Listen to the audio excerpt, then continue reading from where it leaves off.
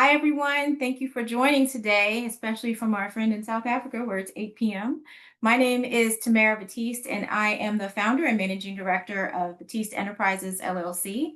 We were actually born about a little over a year and a half ago, but I brought my whole 25 plus years of consulting, proposal, engineering, and health IT experience to this firm. I started it because I was offered an opportunity to become a subcontractor to somebody and needed a vehicle to do that. And Baptiste Enterprises was born.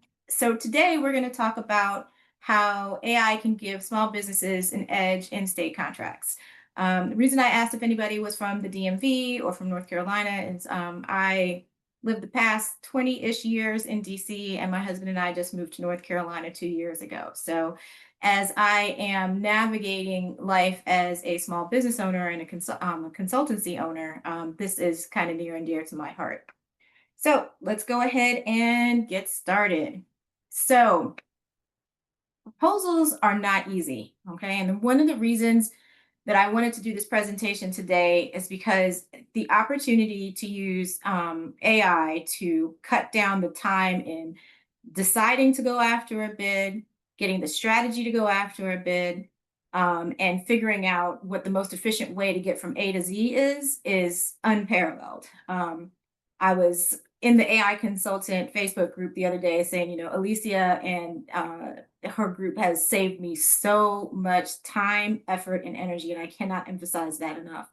So when I was doing proposals for my last employer, it used to take us a day or two to figure out whether we were going to bid. And to do that, we had to get like four people together to make that decision. It was research, it was competitive analysis, it was, a gap analysis on our part. Did we need to partner? How much was the bid? And then we had not even a set, I'll say, standard of questions that we use to figure out if the juice was worth the squeeze. This takes all of that guesswork out. So that is why we're talking about this topic today. I know there's a lot going on in the states right now with the federal budget, right? And it is true that the states do get a lot of money from the federal government to run some of their programs in the form of grants. However, comma, dot, dot, dot, states, at least where states where they raise their own revenue through charging taxes, also have quite a bit of contracts that they let out themselves that don't depend on federal dollars. Across the US and the territories, it's about $3 trillion on state and local government spending. And as we've seen the shift in the dynamics from the federal government kind of pulling back, you've seen some states actually increase their spending in certain areas because they've had to make up for the services, the shortfall in services. Every single state has their own process by which you can become a qualified vendor in their state. To become a qualified vendor in most states, it's literally, being a legal entity in the U.S., making sure that you have both or federal tax ID. If you're not registered in that state, having a federal tax ID, because you can become a vendor, a qualified vendor in a state in which your business is not registered. That is something you can do. If you happen to have certifications like MBE, Minority Business Enterprise, Disadvantaged Business Enterprise, Women-Owned Small Business, Veteran-Owned Small Business, WeBank, any of those certifications that are given usually at the national level, except for MBE and DBE, which we'll talk about in just a second. Those also position you to take advantage of this marketplace. Now, those two certifications I talked about, MBE and DBE, so that's the Minority Business Enterprise and the Diverse Business Enterprise, those are usually handled at the state level. And you can qualify for those by submitting the required paperwork in your home state. Most states don't do a reciprocal, meaning if you get the certification in one state, you can like automatically qualify in another. Unfortunately, most states do not do that. But what they do is say you must, if you're out of state for them. So, for example, I'm in North Carolina. If I had my MBE for North Carolina, I would need to, and I wanted to go to Virginia, Virginia would say, hey, are you certified as an MBE in North Carolina? Because if you're not, we're not even going to consider you. And because you're out of state, you can't qualify as an MBE. They call it SWAM. In Virginia, you can't qualify unless you are already certified in your home state. So I would encourage those who haven't yet looked into those opportunities at the state level to look into those opportunities. It's usually a little easier than going after the national level certifications like Women Owned Small Business or WeBank or 8A certification. I'm not saying not to go through those, but you want to make sure that you're optimizing your positioning in the marketplace. Because I'm most familiar with Maryland, we're going to go through Maryland's strategic market position today. We're going to use their system, and I'm going to show you how to find things in Maryland, but understand, pick any state in the US, and it's going to work virtually the same way. They just have their own system for finding procurements. Oh, and I forgot to mention, please put your hold your questions. We're going to answer questions at the end. So just wanted to let you guys know that. All right. So Maryland's portal is called Emma. It's like their e-Maryland marketplace. And Maryland uses what are called SIC codes instead of NAICS codes. So I know most of us know what NAICS codes are. And if we don't, NAICS codes are an international system of identifying the service, the industry and the services that your business provides. SIC codes work the same way. Maryland just happens to like SIC codes instead of NAICS codes, which is why we're going to look at the SIC codes today. So as Alicia says, with the TADA framework, we want to make sure that we're getting the most out of our AI when we're using our AI, right? So I have this framework called the Ocean Framework because we don't want to have to boil the ocean at the same time. So basically, our prompt, we want to make sure we understand our objective. So be specific about what we want to achieve. Make sure that the AI tool that you're using has all the context that you need. So that's the RFP, that's your capability statement, that's your resume or the resumes of the people on your team that you are putting forward in the bid.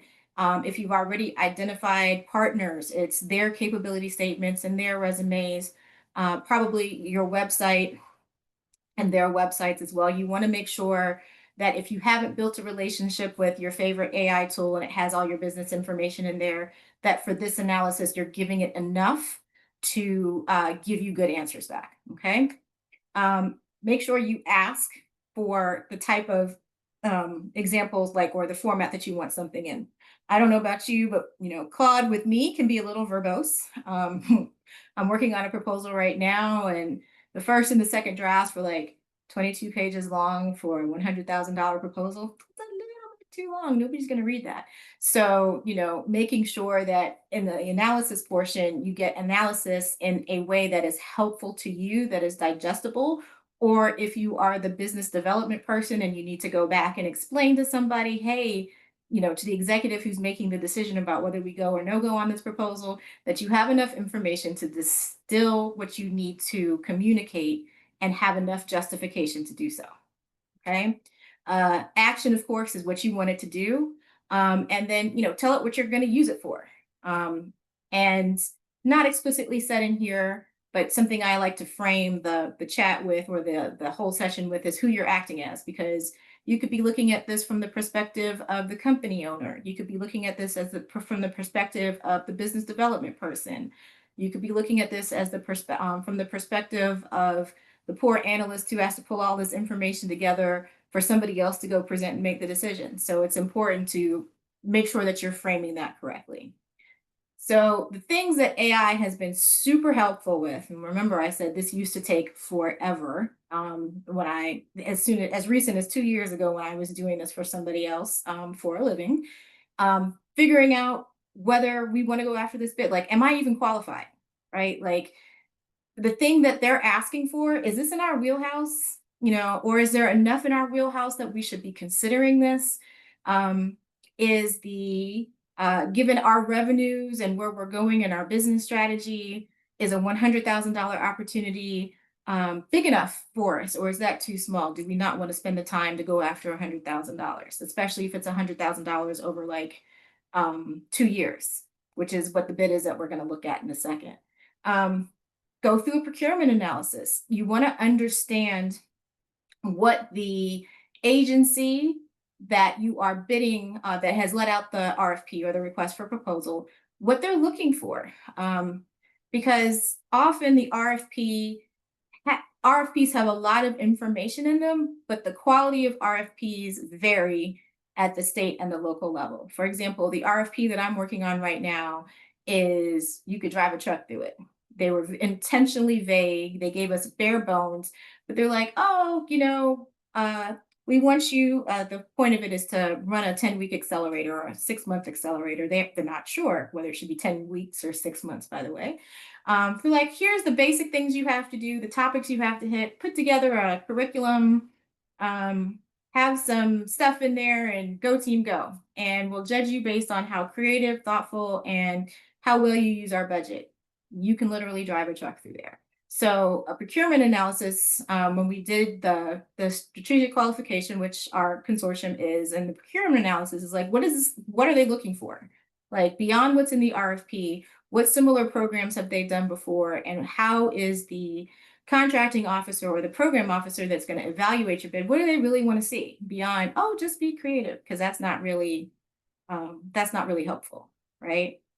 Then you want to use AI to do some competitive market intelligence, right? And this is often difficult to do on your own. Now, there's all sorts of databases out there. And if you're working with somebody in SBDC, your small business development folks, they have access to lots and lots and lots of databases for free that you can get access to. There's also lots and lots and lots of things that you can research through your local library. I don't want to say you can't, but AI cuts down on that time for you by going out and looking at firms that are bigger, smaller, same size as you, who has done this type of work in the past, how have they approached it, are people happy with their work, because sometimes the what are called CPARs, which are basically their report card at the end of a contract. Sometimes those are publicly available, and you can get a sense of the reputation of the incumbent contractor of who's had this before. So there's all sorts of things that AI can bring to the table in terms of helping you understand not only who your competition is, but how you compare to your competition.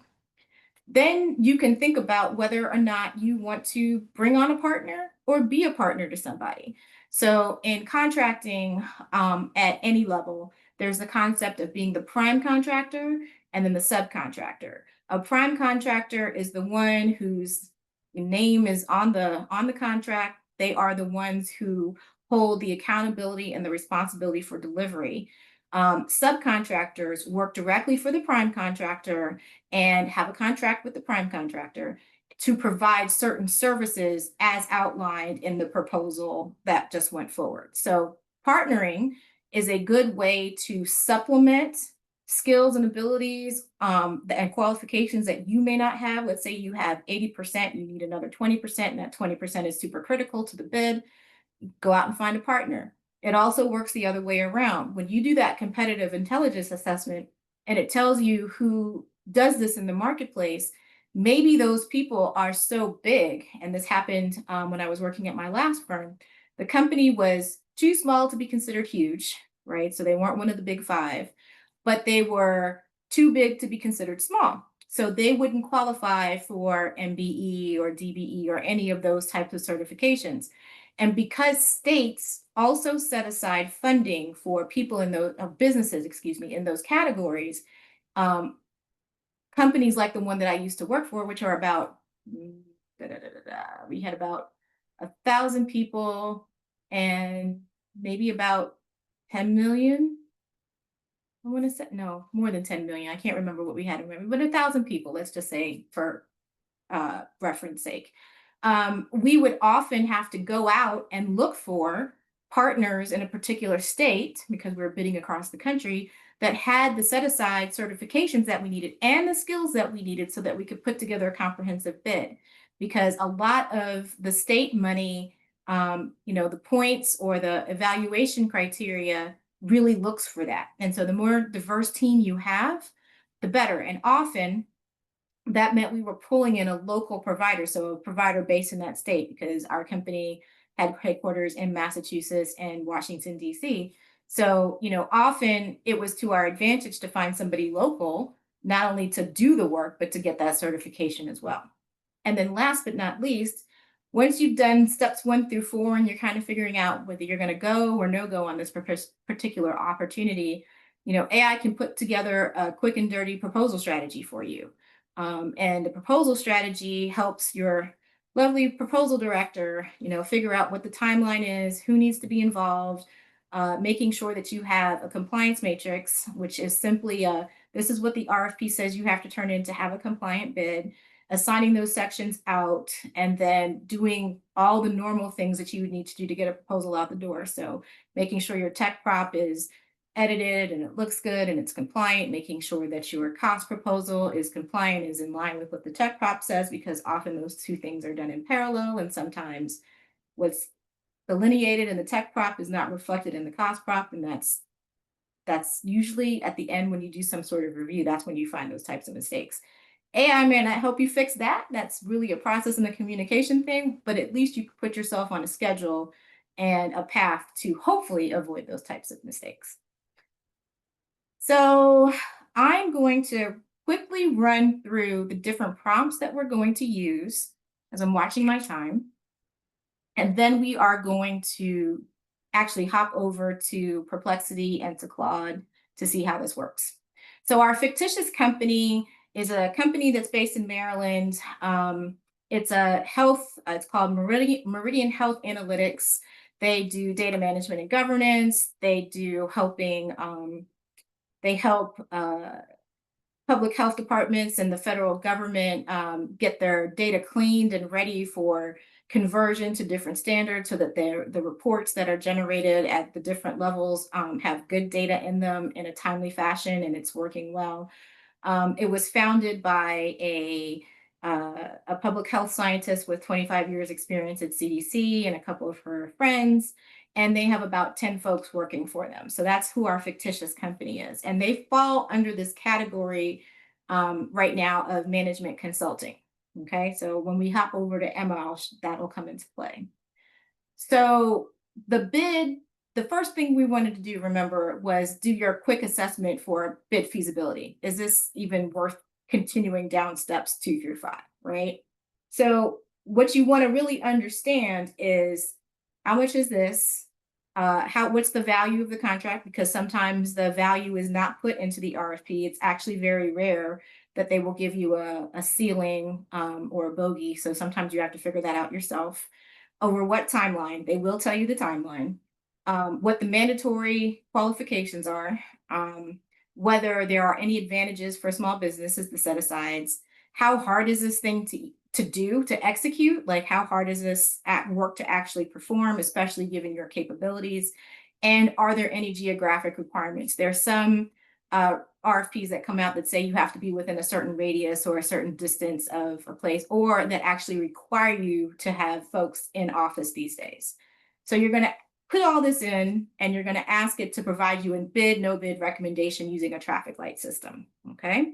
So that's the first piece of information you're going to get back from your analysis. The second one is, remember I said you want to understand what the agency wants. So you can ask AI to be the role of the procurement officer. Now, if you don't know the specific procurement officer because it's not listed in the bid, that's okay. You can just say act as a procurement officer from agency ABC, right?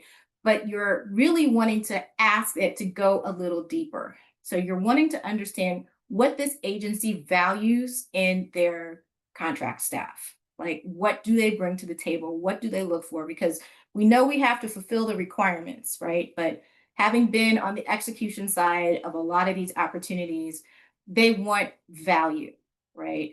They want to know that you're in it with them, that you're not just checking boxes, that they're going to be getting good quality work from you, and that you're the type of organization that, when needed, is going to work creatively with them to go above and beyond, and or work through issues and particular things, together as a team.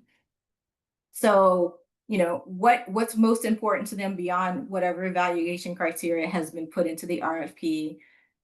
What do they value in past performance, what's impressive, what does stand out to them, what's a red flag to them that even if you're compliant, just like, yeah, I don't want to work with them.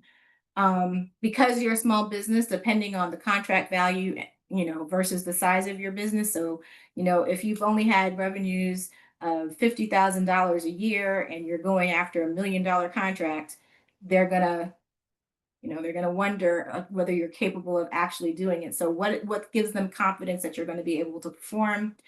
And if a interview or some sort of question and answer session is required as part of the procurement process, this will prompt, what kind of questions you may need to be ready to answer, whether it's orals, that's what we call the in-person conferences, which are usually over Zoom, or questions that you might want to answer as part of your technical proposal and your work plan that they didn't explicitly ask for as a section.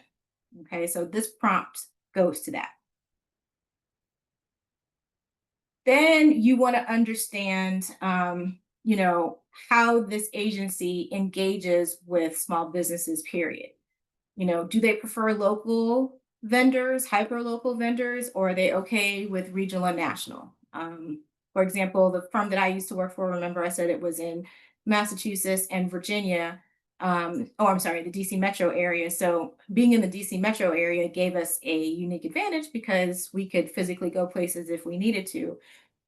Whereas, when we had work in California, we have an office out in Oakland, but a lot of the work was down in Sacramento, and that wasn't, it was helpful that we had a California footprint from a employee compliance standpoint and making sure that we're complying with California labor laws, but it really didn't buy us anything else. So you want to understand if they care about stuff like that. You want to understand from a small business perspective, how much are they giving out and what's the average size of a contract award? Are they only giving stuff up to 50K? Are they giving stuff up to 4 million? Which if you're an 8A contractor, which is a federal certification, that's the current ceiling. That's the max amount that you could give to an 8A contractor at one time. So you want to understand what the range is and where you fall in that range. You want to understand the typical contract terms. In federal contracting, there's usually cost plus fixed fee, time and materials, or firm fixed price. Firm fixed price, the government's taking on most of the risk. T&M, you are taking on most of the risk, and cost plus fixed fee is usually at the federal level. I have not really seen that at the state level. Um, T&M is really difficult to invoice and keep track of. So if you can avoid that, yay.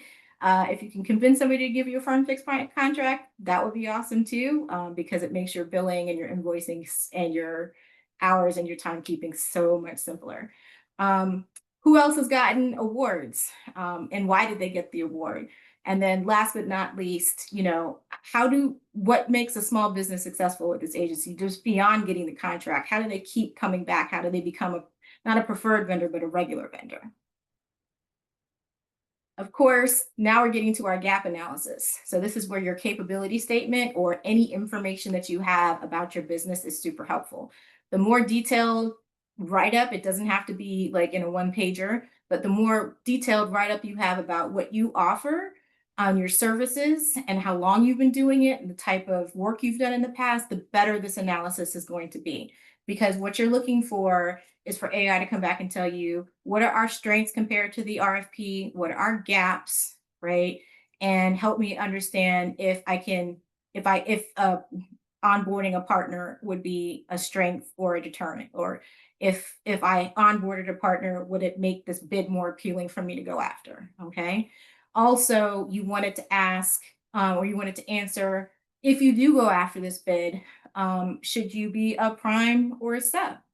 There are some instances, I will tell you, in state and federal contracting, project management is a great way to get in the door, but both the federal and the state government don't like to see PM be over 10% of your contract value, right? And having been a project manager for a long time, I can tell you that 10% is sometimes a joke in terms of contract value, depending on what you're doing. For project management line items. So you have to really be thoughtful about how you fit into the puzzle, whether you're going to go as a prime or a sub. Because if you, let's say you have the certification that they need, but all you can handle is the project management, then the prime has to kind of figure out, are we going to let that go? Right? Are we going to give them that? Because when you're the project manager of a particular project, you're basically the client interface. So strategically, whether you're looking at being a prime or being a sub, those are the types of things that you have to consider as well. And that's why doing this analysis is really important.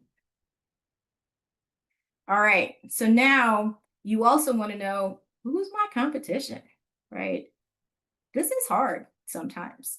Um, because we all know, if you're in consulting, the big five, so your Accentures, your McKinsey's, Bain, I'm forgetting my favorite two right now, Deloitte, and oh boy, there's one more I'm forgetting. I should know it. But Booz Allen, there we go. They're huge in the federal and state market space, right? And those are multi-billion, they're huge. Booz is a public company, for example. And then there's the private companies that we're not even talking about, like Carlyle Group and a whole bunch of others who are in this space, right? That take up a lot of oxygen, that take up a lot of work. Now, the good news is you could do this competitive intelligence, you could do the gap analysis and figure out, I should be a sub. I wonder if big firm is going after this work. Let me reach out to them and say, hey, are you thinking of going? Oh, we'd love to partner with you. And a lot of people came to my last firm like that. They noticed that something hit the street and they were like, oh, let's call them and see if they want to partner before we could even reach out to them. And that's one way we find partners sometimes. So this analysis can work the other way too in your favor. You can figure out what the probable pricing strategies are. It's not always to your advantage if you know what the budget is. It's like this 100K RFP I'm going after, to bid the maximum amount of money. There's many reasons why a competitive bid might come in under the ceiling, right? You want to understand, and you want to understand how they think about pricing. Like, are they a loss leader, or are they always going for? Are they a loss leader? Booz Allen does loss leading a lot, or are they, we're value, you're going to pay us no matter what, which is the McKinsey end of the scale, right? What are their key strengths and key weaknesses relative to the RFP? Can they really handle everything from a technical perspective? And are they just missing certs? If so, are they going to just use this as a pass through? And do we want to work like that?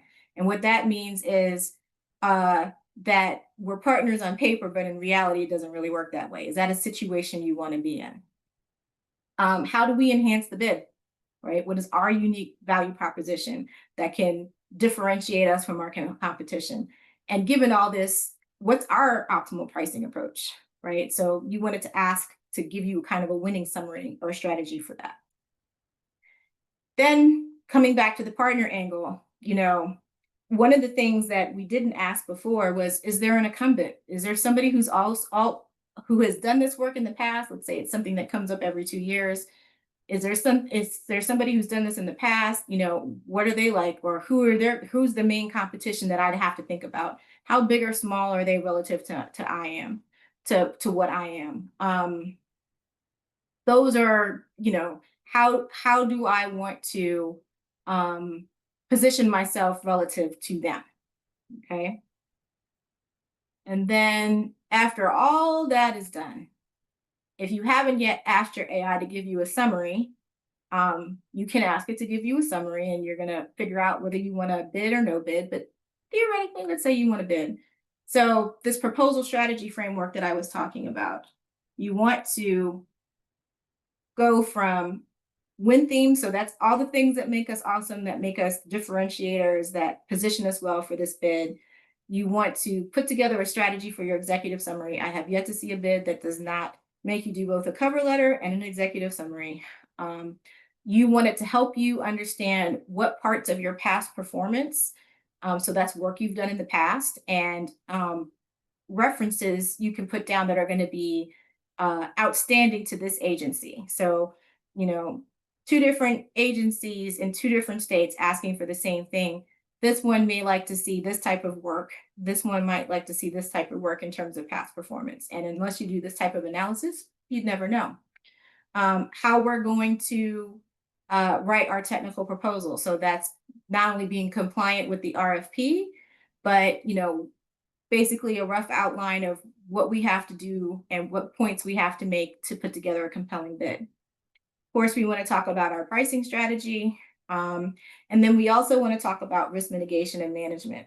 So you want to be able to anticipate what could go wrong, right? Or what could be a problem in the future. That's literal definition of risk.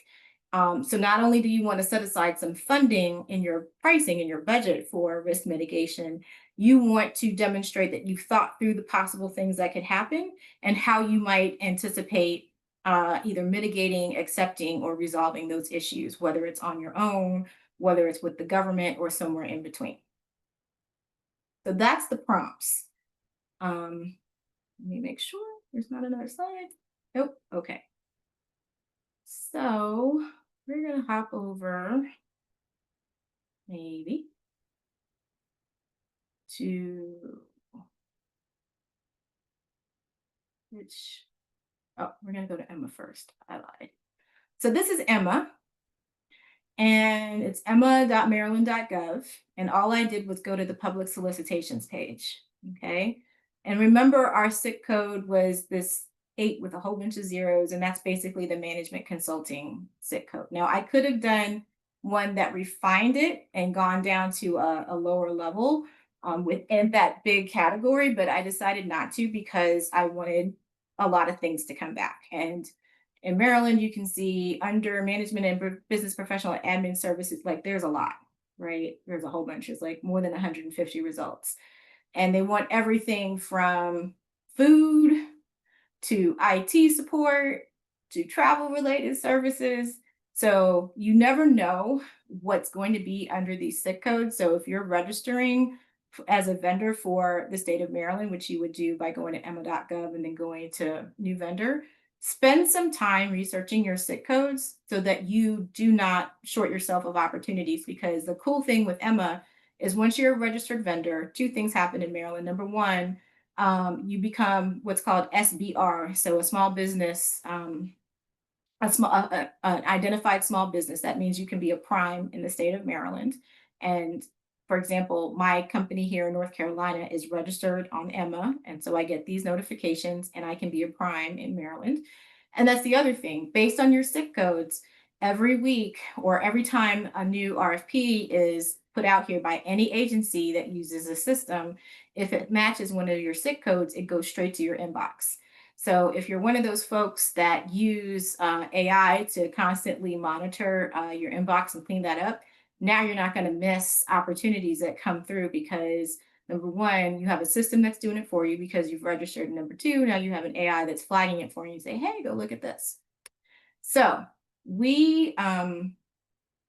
I went through and I looked through this yesterday, and the easiest example is for a patient survey on cannabis use through the Maryland Cannabis Association. So that's the one we're going to use. Okay.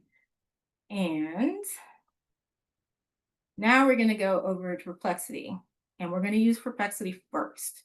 So when I start a new chat, I've already uploaded the files that I want. So if you haven't used Perplexity before, I've created a space for live demos in this instance. And I've added the files that I wanted added because I didn't want to do that live. So I'm telling it, we're going to use this chat for a demonstration of using AI to conduct business development. Our study will be of Meridian Health and Analytics, and our founder, Dr. Rodriguez. And when I was doing this in another space that had information, and ignore all other project knowledge for this chat, do you understand?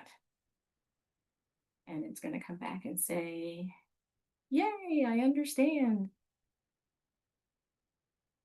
All right. So I uploaded a capability statement. So that is everything that Meridian Health has done, who they are, when they were founded, what type of services they bring, what type of past performance they had. So who have they done work for, the types of agencies they've done work for, how much in revenue they've made over the last 5 years, and which agencies they've served. Okay, whether it's at the federal, state, or local level. That's what's in one of my documents. That's my capability statement. The other thing I uploaded was Dr. Rodriguez's resume. Now, our company, our fictitious company, has 10 staff. They have 3 back-end employees and 7 technical slash subject matter expert employees. I did not upload all of their other capabilities because, for purposes of this example, it wasn't useful. However, if you're doing this and you have a like you have one person in your firm that's will have to do this work because this is their jam, you will want to upload their resume as well. All right. So we're going to use our first prompt.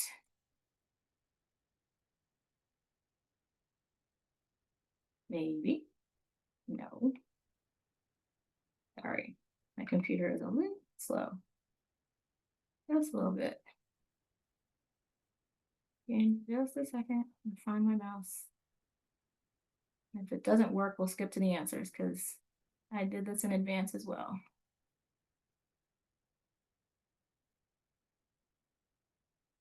All right, so our first prompt, remember, is our quick qualification check.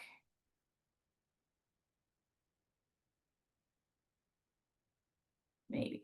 So using our RFP, and I'll just upload a little bit, and what you know about our company, right? Please assess the following: contract value and timeline, uh, mandatory qualifications, and all this stuff, because we want to figure out whether this is even worth pursuing more research on. So we're going to let perplexity go. And what I love about perplexity is that it uses lots and lots of validated sources, right? And I hate Wikipedia as a source. It's not a source. So I love the fact that it always skips Wikipedia without me having to tell it. So it comes back with all these things and says, must demonstrate a capacity to manage large Medicaid populations, comply with federal income tax, failing to display relationships and contractual documentation for all subcontracts. In other words, if you're going to go out and get people to help you, you must make sure that you can follow the rules and that anybody you hire is following the rules as too. It's looking for set asides, right? They're not necessarily restricted to small businesses, but you could gain an advantage here. So it's giving this thing overall a 9 out of 10 in terms of complexity, right? And saying that, you have to cover the entire state. And that Maryland has a um, significant rural population that may need to be, you need to make sure that you can handle. All right, so it's telling you some investigation is required. Now, what's interesting is the first time I did this, it was all green in perplexity. So the difference between Claude and perplexity the first time around was perplexity was all in, let's go. We're going to do a whole bunch of other things, which we'll talk about in a second. So it's interesting that this time it comes back and it says investigate, but it's telling you why you should investigate, which is awesome. And then, of course, what you should do next. Now, the difference between perplexity and Claude is that there's all these follow-up questions that it prompts you to ask, which is awesome sauce. But that's some of the things that we have in our little prompt. So we're going to ignore those questions for just a second and go on to the procurement officer's perspective. So we really want to know what the procurement officer is really looking for. Like, what do they actually care about? Or as I like to say, what's the message behind the message? How are we reading between the lines to see what they really want? So their evaluation criteria, what past performance really stands out, what are their red flags, which they'll never tell you in a bid, right? How can we demonstrate that we're awesome as a small business and we can handle the work? And an answer from the perspective of the procurement officer. And it came back pretty fast, which is awesome, right? So it's telling me that I really care. The procurement officer really cares about meeting all of the requirements and making sure that you can hit the entire state, because this is something that has to hit the entire state. And because this is a survey and there's statistical analysis involved, if you don't get a good enough sample from across the state, that could invalidate the analysis, right? What have you done in the past? How complex, and from an apples to apples comparison, has the type of work that we're asking you to do, have you done that in the past?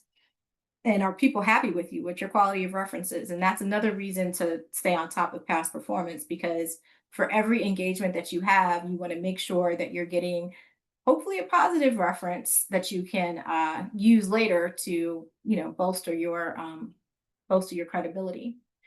Then, of course, cost and value.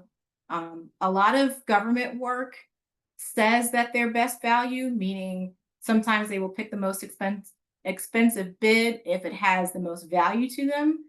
But in reality, I think it's really a combination of best value and cost. So that's why having a cost strategy is really important.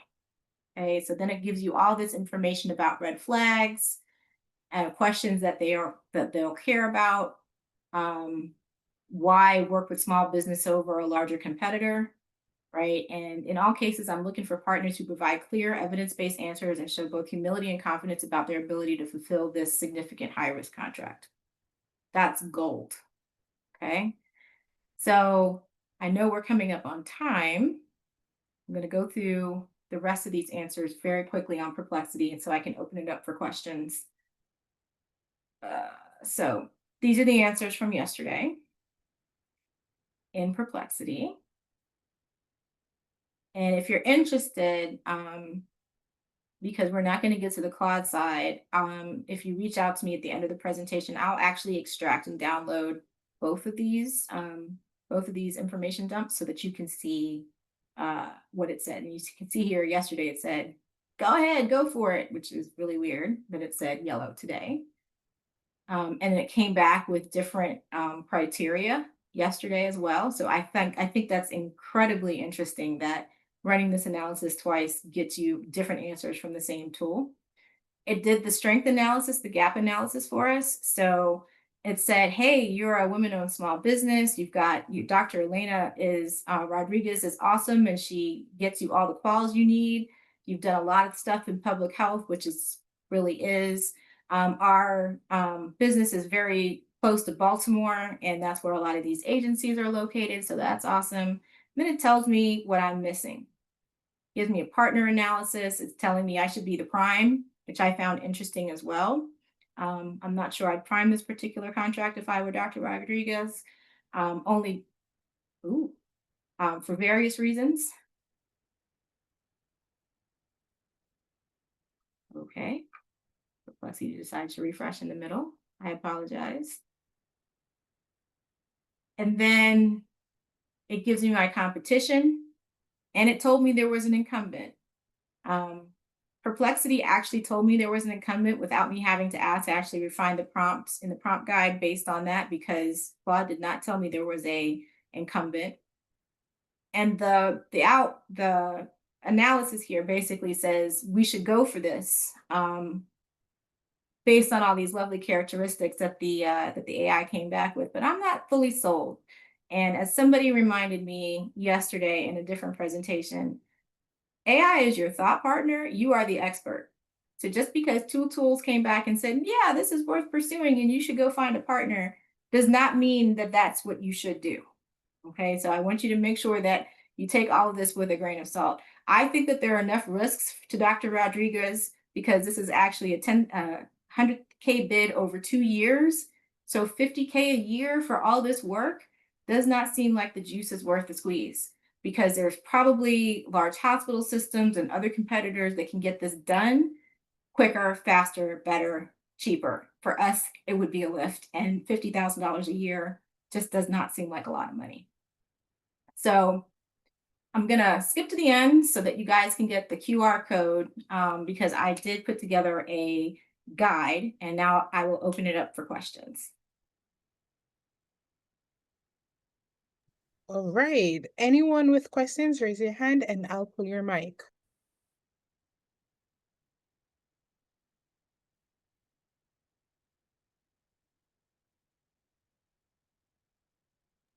Go ahead with your question, Tina. Hi, I came in a little bit late, but I wanted to ask the question in regards to evaluation factors. Now, in regards to the pricing, will Perplexity tell you what was the previous contract awarded price and/or labor categories or rates from the previous winner? If it's publicly available information, either Perplexity or Claude will. What both Perplexity and Claude did was both of them came back and said, for this particular example, bid at around between 72,000 and 75,000 to be both best value and price sensitive, which I thought was really interesting, which is another reason I would recommend going against that bid, because $36,000 a year is not a lot. If an RFP gives you labor categories, you can go and look at the federal GSA schedule and get a sense of what rates are for those labor categories. That resource does not always exist at the state level, but it's a good benchmark because it's an average of salaries in that state. So they're not going to be wildly different at the state level versus the federal level. Now, the local level, they probably could not afford those rate categories at that same level. All right, hope that answers your question, Tina. Go ahead and unmute Sanjita. Hey, I wanted to check is how do you register for as a woman-owned business? So women-owned small business is something that's at the federal level. If you go to SBA, smallbusinessadministration.gov, there's information there. But there's also an organization called WeBank, WBENC, that is a national organization that has been designated by the SBA to help folks obtain their women-owned small business and WeBank certifications.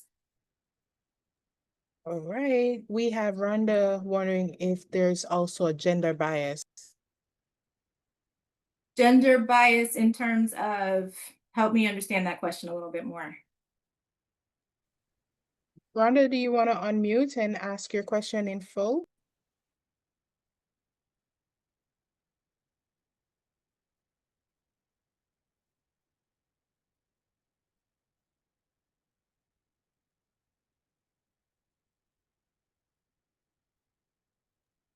Go ahead and unmute Rhonda.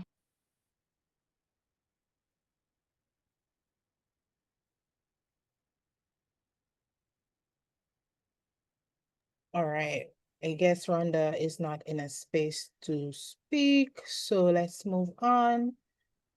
Shifra, go ahead and unmute.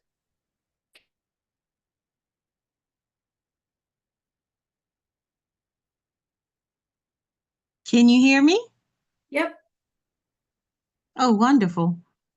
I just wanted to say it's a really good presentation and I enjoyed it very much. But my question is actually about writing the proposals for the contractors. Like, do you really have to invest a lot in that, or can you just use something simple like Chat GPT or AI or something like that, a tool like that, just to help you write it and perfect it? So I'm using Claude. Claude is my favorite. Just gonna full disclosure.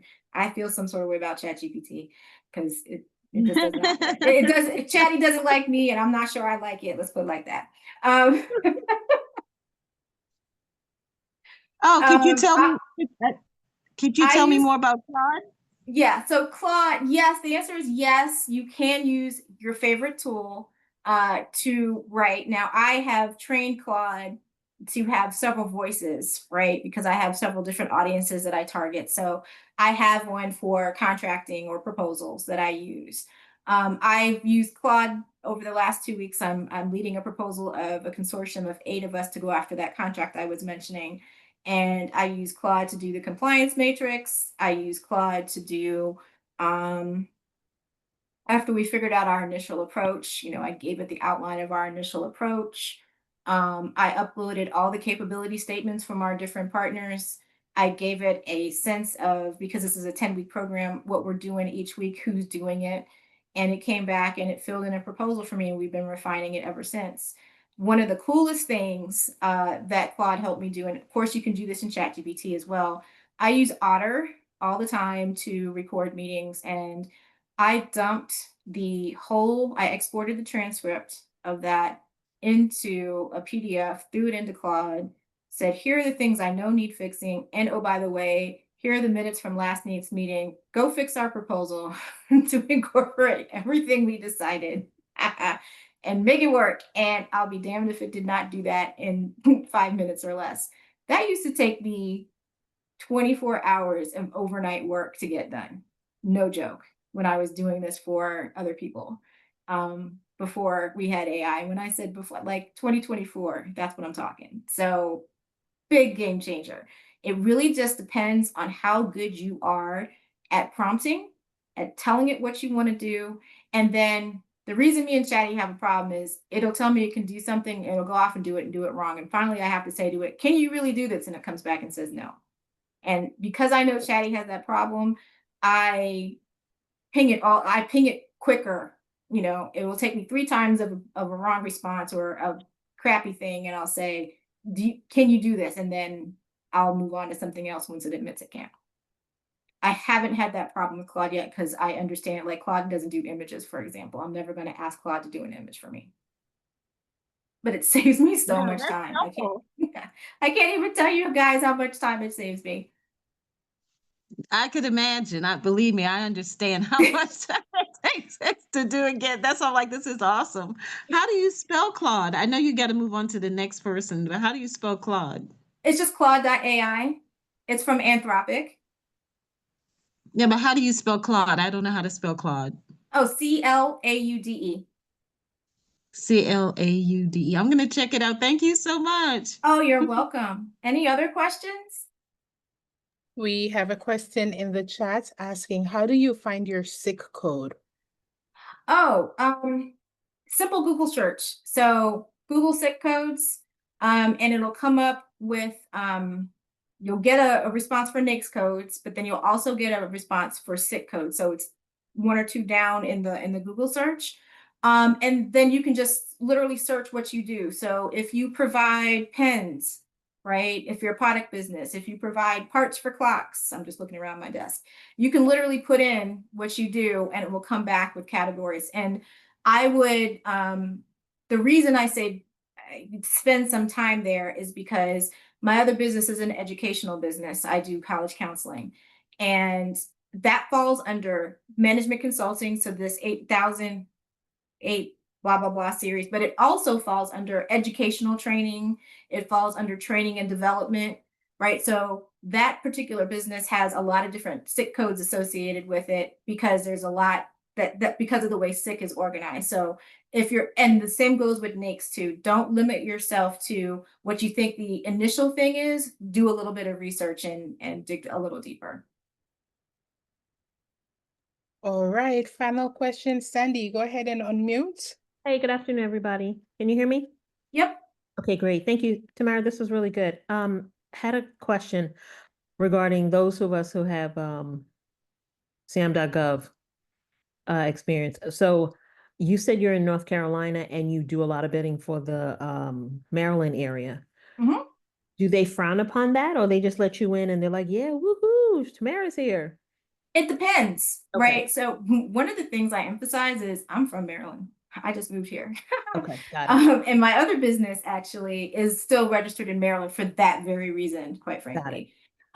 It depends. Like remember I said some bids that I came across when I was looking for a sample RFP was like, oh, you better be able to come to Baltimore, right? So if I'm in North Carolina, if I can't prove I have staff in Baltimore and it's just me, they ain't paying for me to travel. And I already know that, right? So I'm not even gonna bother.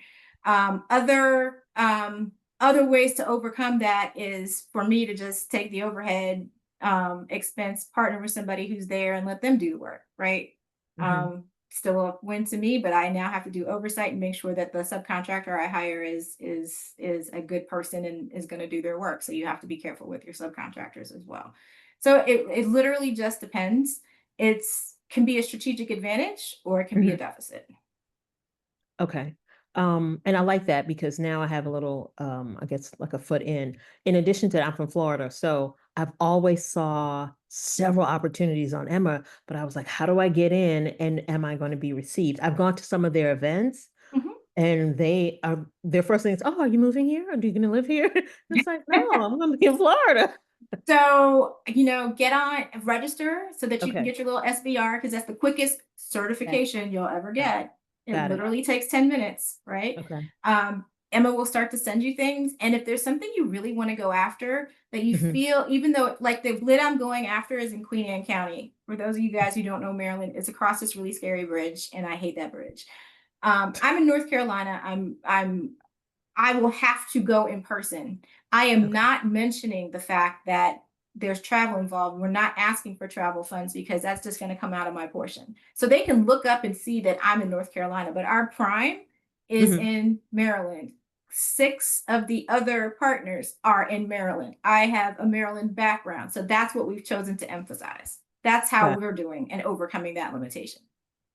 Okay, great. And I'm R&D, so I was, and with the educational background, it's like all these opportunities are out here for us. But if you're not in the right place at the right time, you can kind of be overlooked. So I do want to thank you. The second question I had for you, who did your website? Did you do that? My website? No. A coach recommended somebody, and he is awesome. If you'd like his contact information, I would be happy. He's outside of the US, but he is incredibly responsive. I told him on Tuesday that I needed to have a download on Thursday, and I actually redid the download this morning, and he made it work. So, Yes, I would love him because I'm still waiting for mine from my guy almost a okay. month now. Hit me up on email or connect with me on LinkedIn, and I'll be happy to connect you. Will do. Will do. Thank you so much for a great day. This was Thank good. you. This has been awesome. And if anybody has any other questions, please feel free to reach out. I don't mind answering questions. All right, that's it for now. Thank you so much, Tamara. Great presentation. Love the resources. I'm sure everyone appreciates it. Thank you so much for joining us today. Thank you, everyone, for being here, and see you on the next one. Bye.